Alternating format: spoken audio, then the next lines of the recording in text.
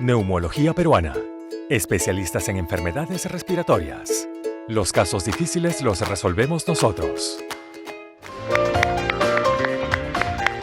Bienvenidos amigos, muchísimas gracias por acompañarnos y por compartir con nosotros este bloque del programa. Es muy frecuente que en alguna familia siempre exista una persona la cual se queja de otra persona por los sonidos guturales que presenta durante la noche. Vamos a hablar de los ronquidos. Perfecto, incluso causa de divorcio, y no es mentira. Las personas que tienden a roncar no solamente no se dan cuenta que roncan, pero sí molestan a la pareja que está a su costado. Y también existe una condición llamada apnea del sueño. La persona por algún momento deja de respirar y esto trae serias consecuencias. Vamos a hablar uno por uno. ¿Cuál es la diferencia entre el ronquido y la apnea? Es muy probable que existan los dos a la vez, sí, pero son diferentes. Entonces, por favor, nos acompaña el día de hoy el doctor Cristian Gómez Tirós, que es otorrinolaringólogo, y el doctor Renato Casanova, que es médico neumólogo. Doctor Casanova, bienvenido, muchísimas gracias. ¿Qué son los ronquidos? ¿De dónde vienen los ronquidos? ¿Qué pasa? Porque hay gente que ronca y hay gente que no ronca. Bueno, los ronquidos son unos ruidos característicos que ocurren generalmente durante el sueño.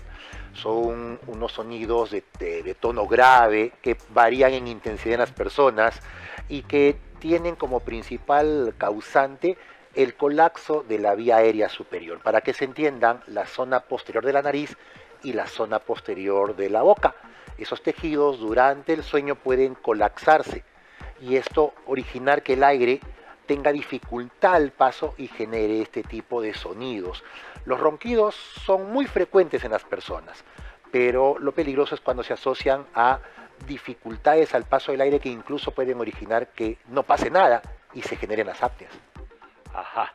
Ahora, esto tiene que ver con la caída del paladar blando, ¿no es cierto? Y se pega con la base de la lengua. Ese es más o menos, ese es el mecanismo, y tiene que ver la posición del paciente al dormir, el tamaño del cuello, la obesidad, la fragilidad de los tejidos para que caiga, se venzan, y también incluso temas de tomar pastillas para dormir, alcohol, drogas, ese tipo de cosas también producen los ronquidos, ¿no es cierto? Eso es muy frecuente. Es muy frecuente que las personas, por ejemplo, quien no ha tenido por ahí al papá o a la pareja que después de una noche muy divertida se echa a descansar y ronca mucho porque el alcohol, como sabemos, es un depresor nervioso y origina que los músculos de esta zona se vuelvan más flácidos y sea más fácilmente colapsable. También lo vemos en las personas que ganan peso y el ronquido se asocia mucho también a estos problemas de aumento de peso. Toda aquella condición que haga que la vía aérea superior se estreche y sea más colapsable te puede conllevar a ronquidos. Perfecto. Doctor, ¿qué es la apnea del sueño? Que se asocia muchas veces a los ronquidos. Sí, muchas veces el tema no solo va por el ronquido, sino por el apnea del sueño. ¿Qué quiere decir? Son periodos en el que el paciente deja de respirar durante el sueño, durante la noche. Y estos problemas, este tema lleva o conlleva a otros problemas de salud, ¿no? Va a haber un aumento de la presión arterial durante la noche.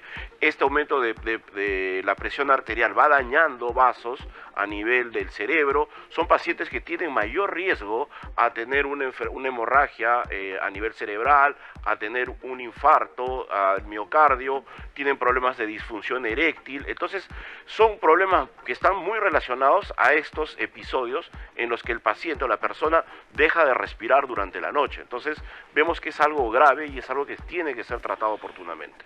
Yo he visto algunos casos en los cuales la mujer piensa que el paciente, que su familiar se ha muerto, ¿no? Porque en realidad es percibible. Yo voy a hacer una pequeña demostración de cómo se escucharía una apnea, no sé si me permite, pero es una persona que está...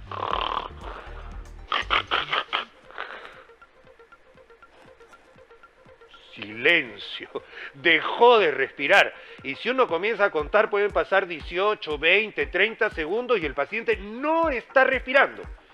Eso genera problemas cerebrales. O sea, no hay oxigenación de los tejidos que deberían estar oxigenándose durante el sueño. Exacto. Produce una serie de fenómenos, picos de hipertensión, baja de la presión de oxígeno en la sangre, riesgo a problemas cerebrovasculares, riesgo a infartos al corazón, pero hay algo también muy importante, una mala calidad de sueño. El paciente duerme 8, 10, 12 horas, se levanta y se levanta cansado y dice, pero ¿por qué si he dormido bastante cantidad de tiempo? No es el tiempo, es la calidad.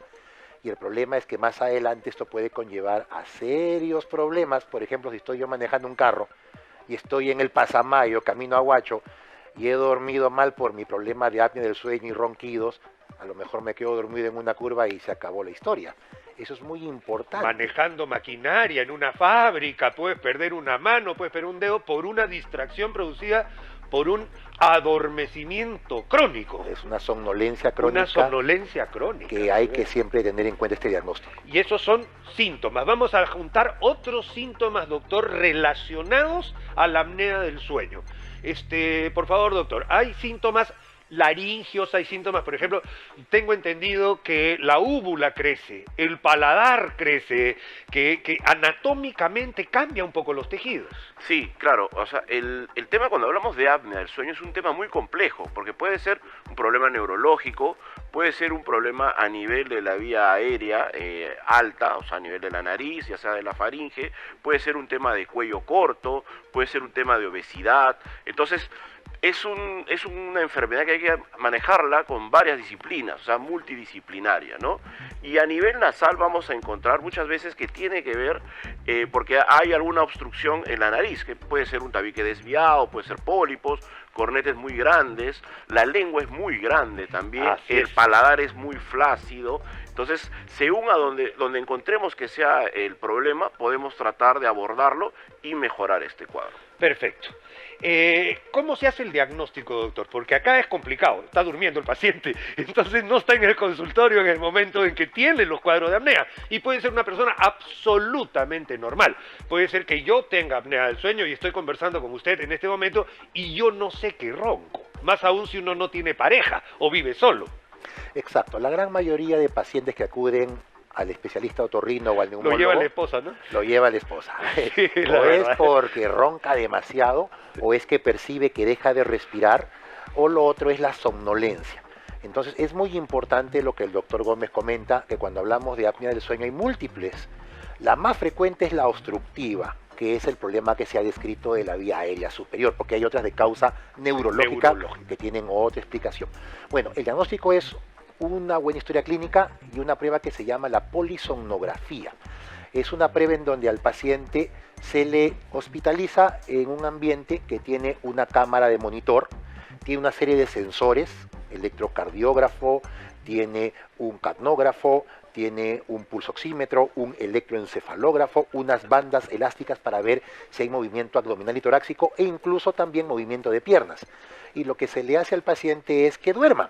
Se le induce el sueño. Sí, que duerma y se graba. Hay un técnico especializado que está ahí las 8 horas monitorizando, se graba todo, se capta toda la información de los sensores y finalmente hay una interpretación para ver cuántas veces ocurre las apneas, cuánto duran, se ve también cuánto cae la presión de oxígeno, cuánto aumenta la presión arterial, cuánto aumenta la frecuencia cardíaca. Es un estudio completo y al final se obtiene el grado de severidad de esta apnea del sueño. Esa data se analiza y se opta para hacer la siguiente, por favor, vamos a ver, el tratamiento. Porque el tratamiento, como usted dice, doctor, es multidisciplinario.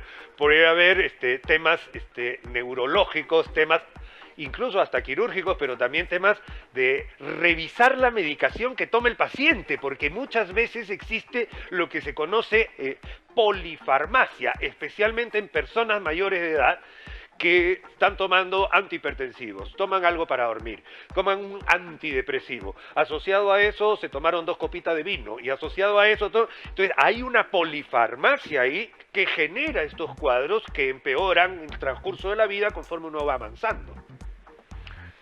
Sí, el tratamiento es variable según el problema que encontremos, ¿no? Si tenemos un problema obstructivo a nivel nasal, hay que corregirlo, hay que mejorar ese tabique si está desviado, hay que disminuir el tamaño de los cornetes, si es que hay un tema de pólipos, extraerlos. Si vemos que es un problema en la lengua o en la faringe, podemos hacer una cirugía que se hace una remodelación de la faringe, de ese paladar, como que se le amplía la cavidad.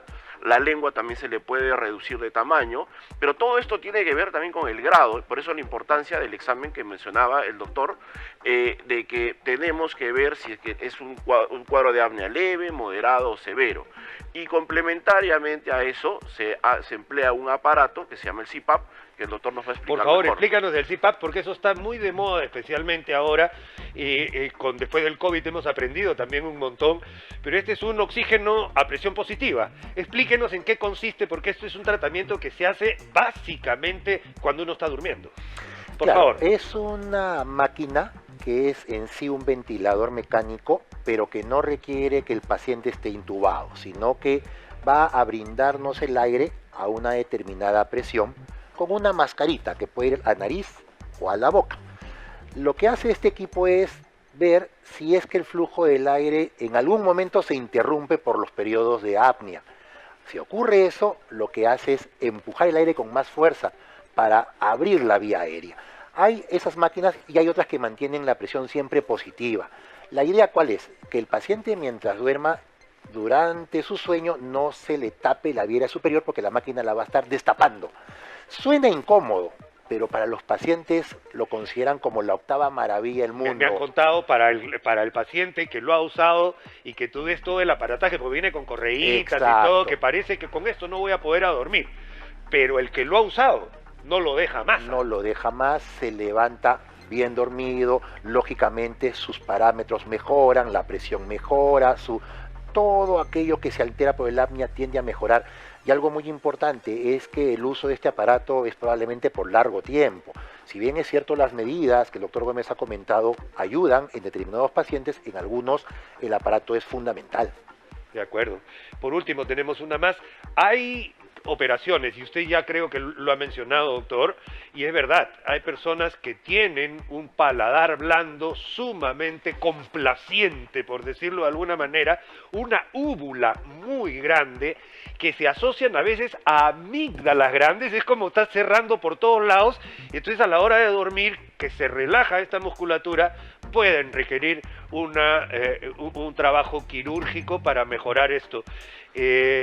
Dígame, doctor, por favor. Sí, claro. Muchas veces se combina el CPAP, que es como explicaba el doctor Casanova, que hace que ingrese el aire, a veces corrigiendo problemas obstructivos. El paciente va a usar el CPAP, pero a menos potencia. No se necesita que ingrese tanto el aire. Entonces mejora también el uso del CPAP complementario con temas obstructivos. Y una cosa, un pequeño capítulo del apnea, que a veces que no me quiero olvidar, que hay apnea también en niños y está muy asociado a problemas de amígdalas muy grandes y problemas de adenoides. Muerte súbita, ¿no? Exacto, y ahí es donde tenemos que hacer el abordaje quirúrgico, sacar las amígdalas o reducirlas de tamaño y sacar el adenoides para que el niño tenga una calidad de vida y de sueño adecuada, ¿no? Una última preguntita, ¿el CPAP manda oxígeno o aire del ambiente? Mayormente es aire ambiental. Es aire ambiental. Lo importante es la presión positiva, ¿no es cierto? Exacto, es lo importante para que no se colapse esa vía aérea. Perfecto. Amigos, ya lo saben, una entidad que no está todavía, digamos, en boga en nuestro país porque hay pocos centros donde se hace la polisomnografía, que es un estudio básico para hacerlo, pero se está avanzando en el estudio de esta enfermedad que sí causa problemas graves a futuro, y eso es lo que quisiéramos evitar a través de la prevención. Amigos, muchísimas gracias por habernos acompañado. Gracias, amigos, por su atención. Nosotros continuamos con más de nuestro programa.